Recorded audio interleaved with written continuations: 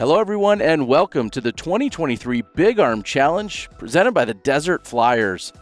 We're at Vista del Camino Park, and I'm joined by none other than Ricky Wysocki. Rick, you haven't been on commentary since 2016 Masters Cup, which is my most viewed video of all time, so clearly you're the answer.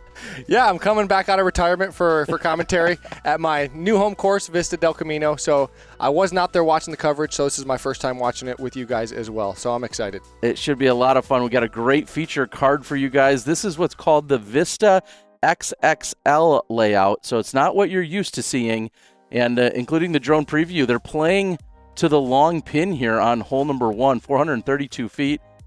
Do you get aggressive? Yeah, so that's the short pin you just saw there. Then we got the long pin, which is more of a par 4, almost like a par 3.5, I would say. A lot of people are laying up in because of all the water, as you can see. So round 1 is going to be the long pin, and round 2 is going to be the short pin. None other than Aaron Gossage to kick things off. Yeah, and as you can see, he's throwing the hyzer over top of all these trees. Those trees actually line the water line, so you really want to either go high over them, like what he did, or go kind of under them. And it looks like he went a little bit left and flirted with that cart path there. Yeah, it actually rolled back inbounds. All of a sudden, things got started real quickly, and I wasn't necessarily ready to go with the cameras here, so now we're all in place. Yeah, and as you guys can see, all these players are going to go high and over this initial tree that AB's going over. So that's kind of the aiming point that they're going for. And AB obviously has tons of power, and he's able to just go high, spike it down there. Nice high percentage chance for a birdie, and that's kind of what this hole's all about. Yeah, get him about a 40, maybe 45 footer. And then the local Dylan Van Holt out here doing work. I guess he's a big Desert Flyer supporter and superstar, and glad to have him on the card to round out our foursome. Yeah, he plays the local leagues and everything around here. I don't know him too well, but I know that he plays, and he's supporting Tommy Guns and the Desert Flyers, and they do a lot for the sport in the Valley, and we're very thankful to have them. I think it's in. He'll trust me. I didn't say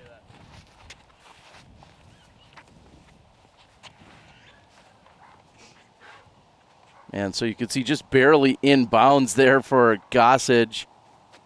And he's going with like a little floaty putt here. As you can see, the basket is real close to the water, so you don't really want to be going chain high past the basket. What's kind of unique is we're so used to seeing, as Parker's looking at his, we're used to seeing a lot of elevated pins. And spoiler alert, there's not going to be as many elevated baskets as normal during this layout. This is something unique to this weekend. Yeah, I think the baskets are so close to the water that they really don't have to raise them up. They're, as you saw, AB was chain high, and he almost went in the water. He did go in the water. So that's kind of a variable out here that makes this course so hard. Is it's protected by the water, and it makes it the risk reward on the drives and the putts come into play. So AB giving strokes away off the first one, kind of that half bid where it didn't feel like he was committed, and it burns him. He's going to pick up a bogey, and next thing you know, we're going to have an official party over here to retrieve. Yeah, and local Rex Rogers, he's the guy that goes in and gets everyone's disc, so he's not on hand here for them to get his disc. But as you can see, that grass that AB's sitting on is really thin, and it's almost like dirt. So when you hit, you slide on a putt and a drive. So you really got to have good angle control to control your angles and not get some crazy skips. Well, we head over to hole 2. This is one of the most traditional holes we'll see out here, isn't it? Yeah, it's a similar hole. I think it's the exact same hole as the Memorial layout, as some people have seen in the past. And I think they took out the Mando and they took out the OB. So you're going to be seeing some bomb shots, kind of a bomb and gouge par 4, as you would say, that I guess you could reach it with a roller or something, some crazy big air shot.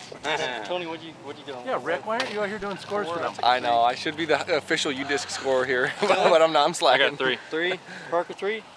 Yeah, what the hell kind of off-season you in? You can't even do scorekeeping? I know. What the heck? At least if I'm not playing, I should be able to keep score, right? But yeah, I came out for a couple holes to watch them, and those were the first couple holes I seen of this layout. Big bomb by Gossage. One thing that this layout does, and we'll see it throughout the day, is it just sets up for more roller opportunities. People just overall getting way more aggressive. Yeah, as I said with the grass, so that's super important when you're throwing rollers. Is the grass is really thin and it's not thick, so your rollers are able to, as Dylan's throwing here, he's throwing a roller, which is a very common play on a lot of these longer par 4s and par 3s. And that's why they call it the big arm, because you're pulling out a distance driver and throwing as hard as you can on a lot of these shots, which is kind of fun to just open up on a course like Vista. And then, of course, AB is going with some bomb roller. He's got that disc dialed as far as how understable it is because he's throwing it out 350 feet before it hits the ground. And then it's rolling probably another 300-400 feet on the ground. Yeah. So he probably just threw a 600-foot roller at least. And now he's probably got a putt or just a long, approach just for an easy 3. Yeah, certainly not a problem there, trying to make light work of it and just not able to do something like that when it was with the OB on the left and or some of the Mandos that are normally in play. Definitely. And then Dylan's just going with his patented forehand with some fairway driver. Same shot with Parker. And you'll see these guys control their angles really well because they've played out here. And as you see, Parker kind of got a big skip and a roll, and he's still right there 20 feet away. But it's super important to control your angles coming in on these up shots. Yep. That's nice. a nice angle control, speed control shot from Aaron. Slow mid is all he needs. And so AB actually with a long look at eagle. Oh, wow. Yeah, that was a crush. This hole, I don't even know how far it is, but I would say he's probably 700 feet or something. He had like an 80, 100-footer from short. Yeah, not too bad. I think it comes in around 650 feet. So probably looking at 70 or so feet to the pin from where he was as Parker picks up for birdie. Yep. This hole, as you see, it's kind of a bomb and gouge, like I said. Throw a bomb drive and kind of like chip up whatever your most consistent upshot is to give yourself a birdie putt. So these guys taking advantage. I'll be able to give you guys a few stats here and there, but hole 2 ultimately played as the 5th easiest hole on the course, and now the 4th easiest hole, hole number 3. This is a different look. Yeah, it is a different look. I think you got this slope to add a little bit of angle control. You got to have good angle control because if you're hyzering out against that hill, you're going to skip away from the basket. So, and as you can see, there's a little more grass. So there's more grass on this green, so it's going to be a little more grabby than as some spots. As you can see, some of the dirt spots and the grass, meet together on this hole, and you got to pay attention to that when you're throwing your shots. Gossage throwing a nice forehand. It's going to feed into the hill and probably, get a nice gentle roll. Yep, that's exactly why he throws that shot. So it kind of goes into the hill and kills the speed. Yeah, and we're looking at sub 300 feet. So this hole on the shorter side. Yep, same with Parker. Probably throwing I would say like an X1 or something like that. And he got a little bit of a roll. And because he probably threw a driver, and I think Gossage threw a mid-range or a zone or something like that. This seems like Dylan's shot. There's a force over flex with like a fairway driver, so it looks like he gets up there for a high percentage putt. And this is another, like you said, another pretty easy routine hole for these guys in this layout. As it gets a lot more challenging down the stretch, you want to make sure to pick up these birdies like this. Yeah, the front ultimately, as AB throws a pretty good shot too, the front ultimately plays a little easier than the back. It feels like people can pick up strokes on the front, and then you got to kind of maintain, as we see a good putt by Parker. That was a good putt. And one of the few raised baskets, like Terry said on hole 1, there isn't that many of them, but this one is definitely one of them, and when it gets windy, it gets tough. Dylan with a nice putt. That was solid. Cool to see the local kid playing with the big dogs and succeeding and throwing some good shots. So I'm sure he's nervous, and it's a good spot for him to get some practice with some cameras and playing with some top pros. So that's cool to see. Yeah, you got to wonder. I didn't talk to him, but if he was nervous, he certainly hit it well. And opening up 2 out of the first 3, as we see a star frame, still pretty impressive. As Gossage has a harder time getting it out than getting it in, apparently. That's a good problem to have. I guess. Big shout out to our friends at IDEO. We're going to be having some giveaways, so pay attention all weekend, all the videos. We've got some free shoes to give away as we look at hole 4, 770 feet. This is kind of a hybrid combo-ish type hole. Yeah, it's like a doubled up hole, and you're going to see a lot of these players once again throwing a crush shot pretty much as far as you possibly can. Whether it's a roller or a big Annie air shot flex, just how can you throw your shot and get the farthest down there and give yourself the shortest upshot in. And looks like Gossage is going to go with a nice roller. He's got a great angle on this. That thing's going to go for a while. And it's going to curl into the hill, so it's going to stop the speed, hopefully. Oh, wow. Got some crazy wind action, and there's a little fence up there that stopped it. So. And one thing that I love about Parker is he gets up and throws. Like, he doesn't mess around. Sometimes I kind of give people a hard time about taking too long. Parker will never be in that category. He's always ready to just get up and throw, and I love it. Yeah, no, he is a fast player. He knows his routine. Wow, he just split the trees there. Normally there's Mandos there for the memorial layout, but right now he's good to go. And AB's going super big. He's going Yeah, I wasn't expecting that. I'm not going to lie. I was not thinking, oh, yeah, just throw it over those trees. Wow, and he threw it great. That's insane. Wow, what a shot. The fact that he threw that and he never really curled like what Aaron did. He curled to the right, and that took some distance off. So the fact that he landed straight and just kept holding straight was impressive from 500-600 feet away.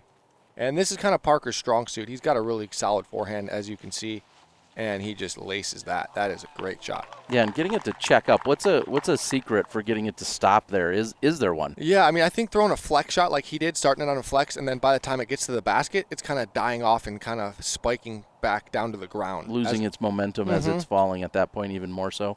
As opposed to like his shot, he had a lot of momentum coming in, skipping away from the hill, and he was also throwing a backhand, obviously. And so let's see if Aaron what kind of shot he's going to throw. So he's trying to throw. He threw a little bit too straight. So as you can see, that hill can eat you up if you use it to your advantage, like what Parker did. But if you turn it a little bit, it's going to be gliding down that hill. AB's going with just a nice smooth Luna. That's kind of his bread and butter, and he just hits the angle perfectly and slides up to about 25. And he's just so good at that shot. He's got it dialed. He's just got his movements down so well to be able to consistently throw that shot. And Dylan had a nice long jump putt up the hill. Yeah, Gossage now, same thing. Jumper up the hill. Oh, nice putt. I know he's been working on his putt, so it probably feels good to make a nice long putt like that, get your confidence going. He's been working on his putt this offseason, so he's going to make some changes, and I'm sure he's going to become a lot better putter.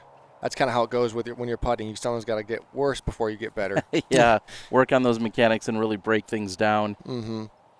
Gossage opens up 3 out of 4. Now AB trying to get to 2 under, and that's going to ultimately be short. So a missed opportunity after a really big drive, a solid approach, and then not able to convert from short range.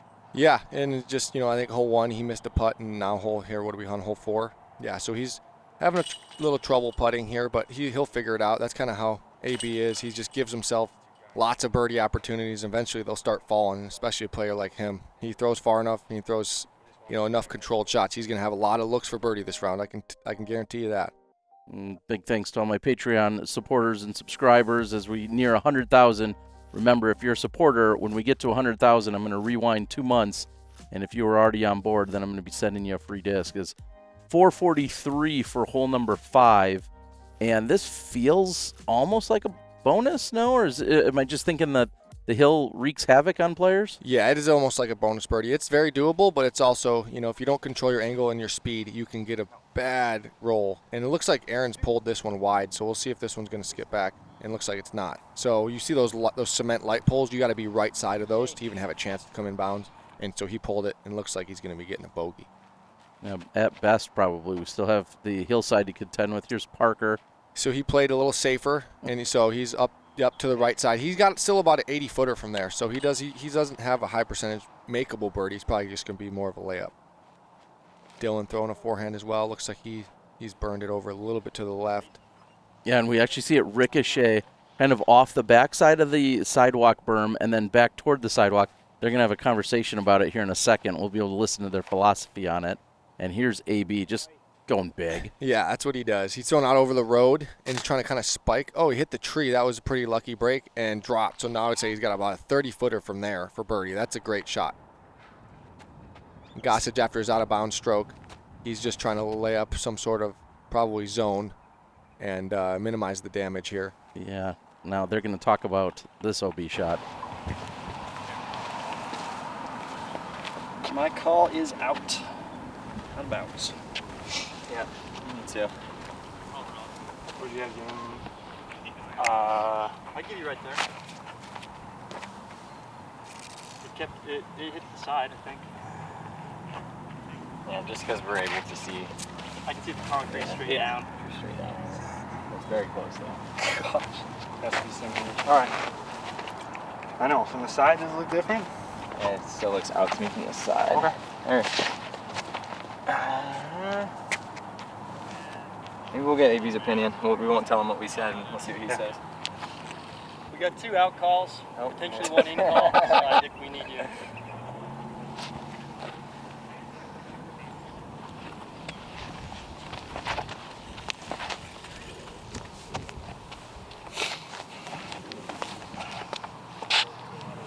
That's out.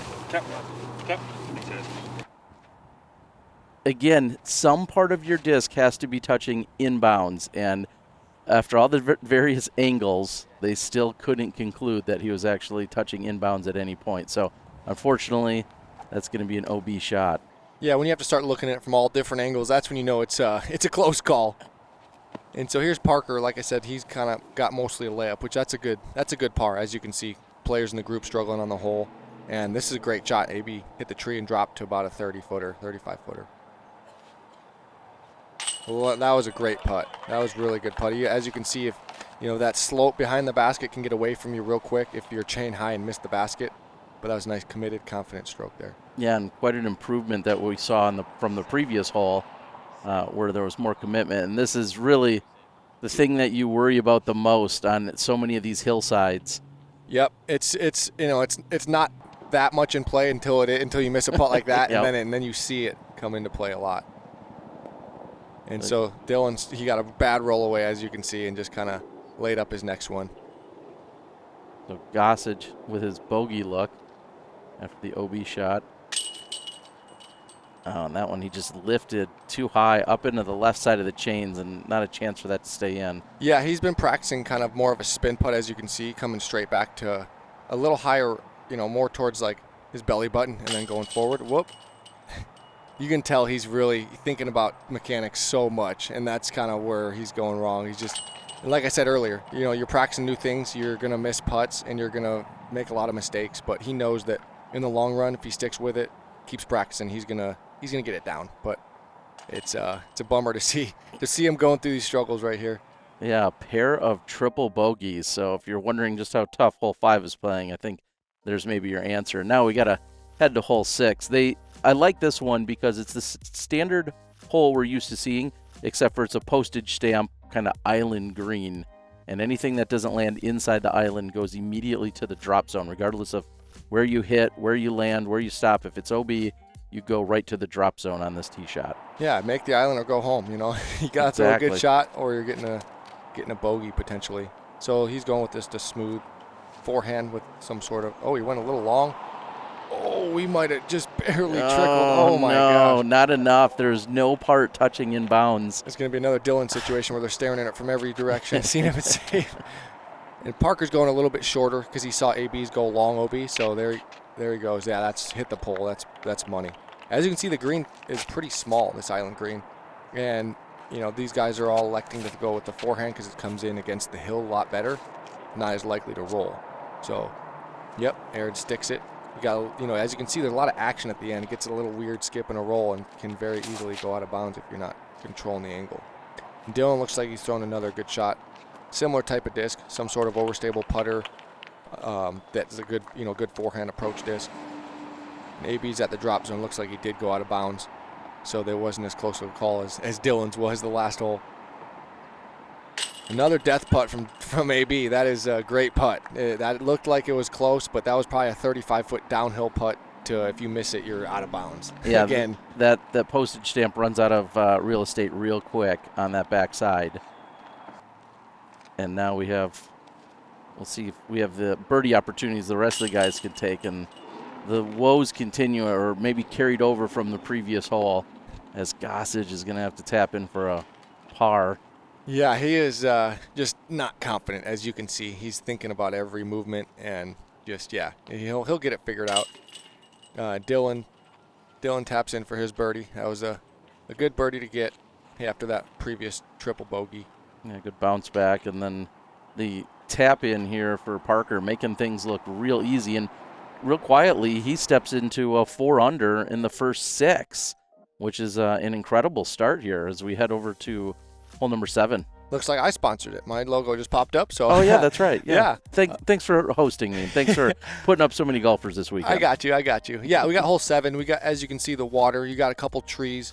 So there's a couple different options here that you can have to take to get to the basket. But the green to the left, it skips a lot. So you really want to make sure to err on the right side of the basket. And that's what Parker's going to do here. He's going to bring in a right to left hyzer, hopefully skip at the end, and yeah, got about inside the circle putt.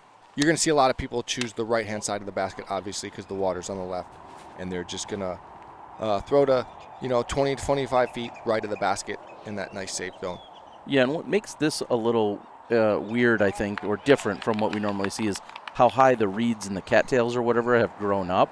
And normally it's like a clear, direct line that you can see everything.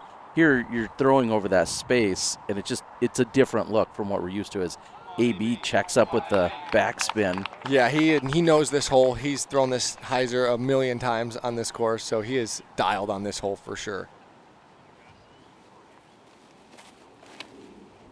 And it looks like you got a little bit of a left to right wind, keeping them a little bit straighter than these discs normally would fly.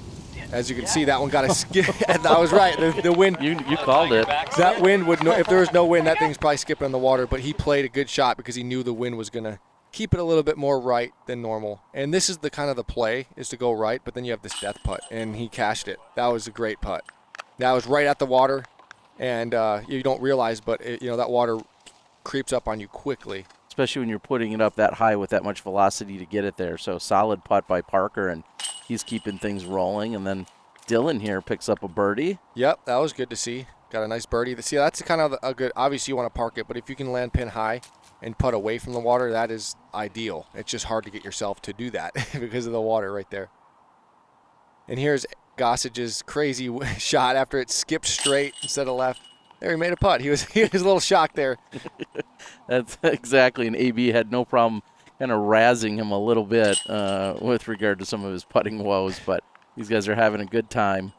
And we're going to move over to hole 8, which is kind of the one that you're used to seeing. It's similar in terms of the tee shot is near Duke's, but instead of going to 1, we're going to take this as a hybrid hole all the way to 2's pin.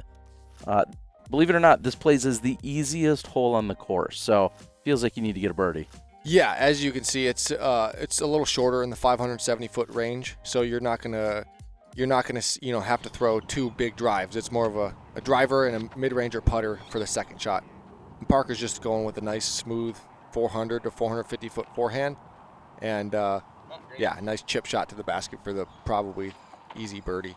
The one thing you have to be careful on is if you go too far right, you're going to bring the trees into play that protect 2's basket. And so if you really want to be anywhere aggressive, I think being out on the left side just opens up your lanes and your options better. Yeah, and you'll see AB going with this roller, this signature roller that he's been throwing all day. And he's throwing the sky roller with some crazy. Seems unnecessary. Yeah. On this one. Yeah, this one. But he's just trying to get max distance. And anytime you see him do that, there's a fence over there, and he's played this course enough to know that you can err on the right side and not go OB and run into that fence. So he definitely is aware of that. And Gossage is going with a similar shot. And it looks like he's got a great angle on this. And as you can see, the wind's pushing really far to the right. So everything's just feeding to the right by that fence. But Aaron's looks like he's coming back. Wow, what a shot. That was insane. He rolled right side and then fed off the hill back towards the pin. He's got about a 20-footer. So see if you can create some confidence with that next putt. An eagle opportunity coming as Dylan has to just play through the trees. As you said, playing is a pretty soft or easy par 4. But if you're over here on this right side, this is layup zone all day long. Yeah, like Terry said, there are a couple guardian trees that you have to kind of go through. It makes it a little bit more challenging, like this putt for AB. If you're left side of the basket, you don't have to deal with this, but he's got a low ceiling downhill, so this is pretty tricky. God, dude, I hate you guys. AB and Goss, they're friendly banter. AB saying he hates it. So mad. Now Gossage, an opportunity for eagle. In and out burger on that putt. in the basket and flopped out.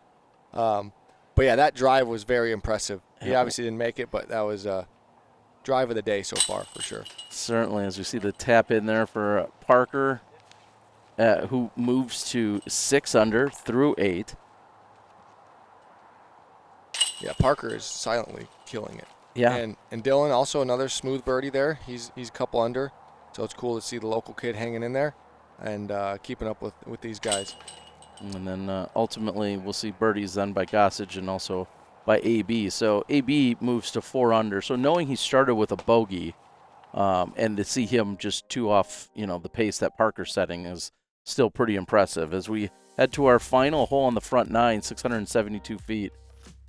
A lot of trees on this one, as you saw. There's, a good amount of trees that you got to navigate, and it creates a lot tougher drive and more than normal. Out here at Vista, it's a lot of hyzers, and this shot, you really have to shape a shot, and then you got this nice view between those 2 trees onto an elevated basket. And we'll see. Oh, you got the Vista crowd. There's always people roller skating, biking. It's a great park, not just for disc golf, but lots of bikes and stuff as well. Lots of activity, and sometimes you just got to stand down for it as Parker's going to pull this one off to the right side. Not really ideal. It's not punishing, but I would not consider that ideal either as I kind of pan all the way over. Yep, that left side where Dylan's throwing here is another route that you can take, and it's he looks like he clipped a tree, but he was just trying to get that down right in front of that tree and then roll out straight into that field a little bit farther left he was going for than Parker went. Looks like AB's going to take this left route and throw some sort of roller, sky roller or Annie. Oh, it looks like he's just going over top with like a nuke or something. And he crunches that thing. That thing is money. That's right in the perfect spot.